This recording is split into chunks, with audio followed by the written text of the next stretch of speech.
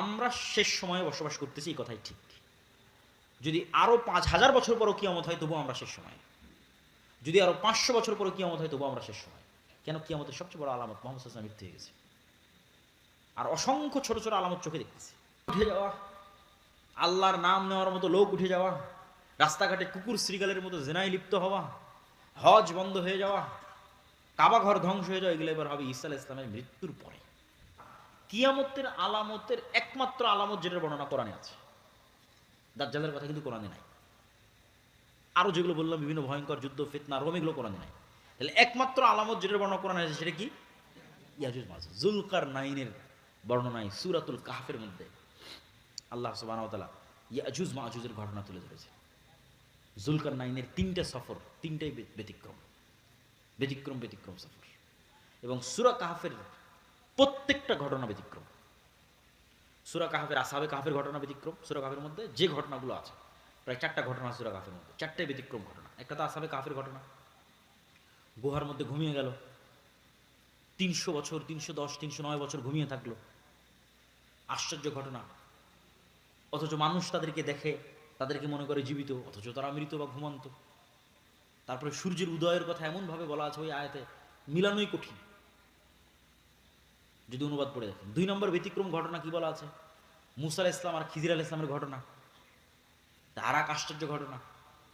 মাছ, শুকনা মাছ, রান্না করা মাছ নিয়ে গেছে, সেই মাছ যেখানে জীবিত হয়ে বের হয়ে গেছে, সেখানে খিজির আলাইহিস সালাম বেঁচে আছে না মারা গেছে, আর তার সাথে কারো দেখা হচ্ছে কিনা, কই থেকে আসলে খিজির আলাইহিস সালাম, কই থাকে, এই আর এক আশ্চর্য ঘটনা।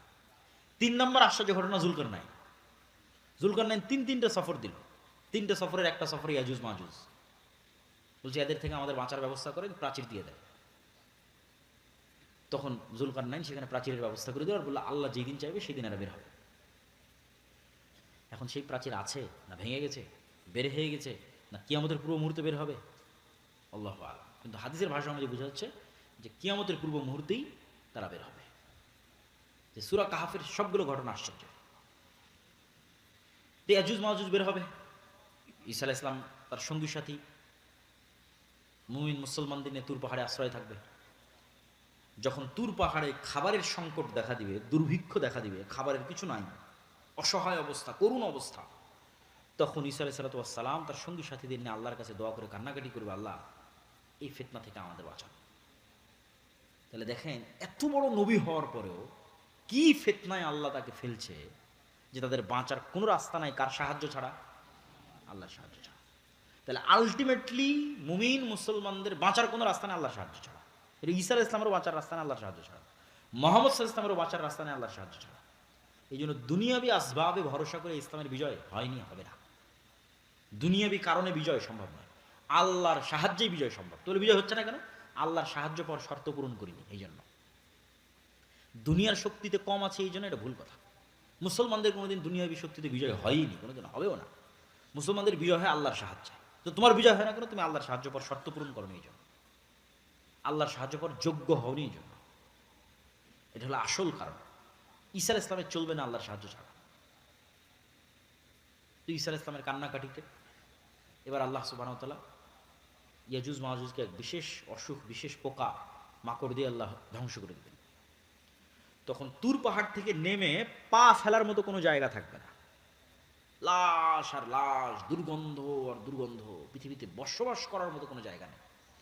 এবার দ্বিতীয়বার কান্নাকাটি, হাদিসের ভাষা অনুযায়ী, যে দ্বিতীয়বার ঈসা আলাইহিস সালাতু ওয়াস সালাম এবং মুমিন মুজাহিদরা আল্লাহর দরবারে লুটিয়ে পড়ে কান্নাকাটিতে মগ্ন হয়ে যাবে।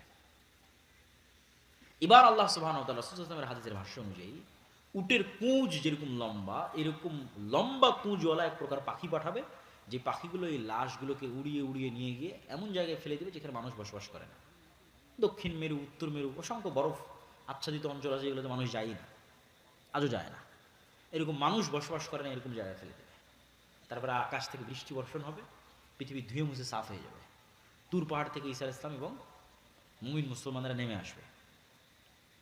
নেমে আসার পর বাইবেলের ভাষা অনুযায়ী 1000 বছর, আর মুহাম্মদ সাল্লাল্লাহু আলাইহি ওয়াসাল্লামের ভাষা অনুযায়ী 7 বছর পৃথিবীতে ন্যায়ের শাসন প্রতিষ্ঠিত হবে, ইনসাফের শাসন প্রতিষ্ঠিত হবে। এই ন্যায় এবং ইনসাফের শাসনে আসমানের বরকতের সব দরজা আর মাটির জমিনের বরকতের সব দরজা উন্মুক্ত করে দেওয়া হবে। তখন এবার একটা ডালিম খাবে একটা গ্রাম, একটা গাভীর দুধ খাবে একটা বংশ। এই রকম অবস্থা পৃথিবীর সবচেয়ে শান্তিপূর্ণ, সবচেয়ে রহমত এবং বরকতে পরিপূর্ণ অবস্থা চলার একটা পর্যায়ে এক ঠান্ডা শীতল বাতাসে মুমিন মুসলমান ঈসা আলাইহিস সালাম মারা যাবেন। মুনাফিক ফাসেক ফাজেররা পৃথিবীতে থেকে যাবে। এবার আসবে ওই হাদিসগুলোর বাস্তবায়ন। মানুষ ভুল বুঝে, বলে এমন এক সময় আসবে যে সময় আল্লাহ নাম নেওয়ার লোক থাকবে না, বলে এমন এক সময় যে সময় কোরআন পড়ার লোক থাকবে না, এমন এক সময় যে সময় হজ করার লোক থাকবে না, এমন এক সময় কাবা ঘর ভেঙে দেওয়া হবে। এগুলো এবার এখন এমন এক সময় আসবে যখন মানুষ কুকুর সিরিকাল যেভাবে রাস্তায় মিলিত হয় ওইভাবে মিলিত হবে। এগুলো ঈসা আলাইহিস সালামের আগে নয়। ঈসা আলাইহিস সালামের আগে দিন থাকবে, কোরআন থাকবে, মুমিন থাকবে, মুজাহিদ থাকবে, যোদ্ধা থাকবে, সব থাকবে। মসজিদ থাকবে, মাদ্রাসা থাকবে, হজ থাকবে, ওমরা থাকবে, all everything will be running, সব কিছু চলতে থাকবে। তাহলে কোরআন তখন এই ফাসেক ফাজের কাফেরদের উপরে বড় ফাইনাল কিয়ামত, যেটা ওই ফাইনাল কিয়ামত সংঘটিত হবে, যেটাতে বলা আছে যে আল্লাহ সুবহানাহু ওয়া তাআলা ইজা সামাউন শাক্কাত, ইজা সামাউন ফাতারাত, ওয়া ইদাল কাওয়াকিবু ইনতাসারাত, ওয়া ইদাল বিহারু ফুজ্জিরাত, যখন আসমান ফেটে চৌচির হয়ে যাবে। আল কারিআতু মাল কারিআহ ওয়া মা আদরাকা মাল কারিআহ ইয়াওমা ইয়াকুনুন নাসু কাল ফারাশিল মাবথুথ ওয়া তাকুনুল জিবালু কাল ইহনিল মানফুশ। পাহাড়, হিমালয় পাহাড় হবে আকাশে উড়ন্ত ধুলিত ধ্বনিত তুলা, আর মানুষ হবে পঙ্গপালের ন্যায়। সূর্যর চন্দ্র নক্ষত্র চূর্ণ বিচূর্ণ বিদীর্ণ হয়ে পড়ে যাবে। ফাইনাল কিয়ামত। প্রিয় উপস্থিতি, এই পুরো আলোচনার সারমর্ম বা আমাদের শিক্ষা বা আমাদের করণীয় কি? আমাদের শিক্ষা, আমাদের করণীয় হচ্ছে যে আমরা শেষ সময়ে বসবাস করতেছি, এই কথাই ঠিক। যদি আরো 5000 বছর পরও কিয়ামত হয় তবুও আমরা শেষ সময়ে, যদি আরো 500 বছর পরও কিয়ামত হয় তবুও আমরা শেষ সময়ে। কেন? কিয়ামতের সবচেয়ে বড় আলামত মুহাম্মদ সাল্লাল্লাহু আলাইহি ওয়াসাল্লাম মৃত্যু হয়ে গেছে, আর অসংখ্য ছোট ছোট আলামত চোখে দেখতেছি। আল্লাহ নবী বলছেন ইয়াতাতাওয়ালুনা ফিল বুনিয়ান, উঁচু উঁচু বিল্ডিং বানানোতে প্রতিযোগিতা করবে। তো উঁচু বিল্ডিং বানানোর কল্পনা কিভাবে আসতে পারে যে উঁচু বিল্ডিং দেখেনি চোখে? অথচ বলছে উঁচু বিল্ডিং নিয়ে প্রতিযোগিতা করবে। তো হয়ে গেছে উঁচু উঁচু বিল্ডিং নিয়ে প্রতিযোগিতা। তো রাসূল সাল্লাল্লাহু আলাইহি ওয়াসাল্লামের হাদিসগুলো দেখলে বোঝা যায় যে না দেখে যে জিনিসগুলোর বর্ণনা রাসূল সাল্লাল্লাহু আলাইহি ওয়াসাল্লাম দিয়েছেন সেগুলো আমরা নিজেরা বাস্তবে সচক্ষে দেখতেছি। তো এগুলোই কিয়ামতের আলামতের জন্য যথেষ্ট।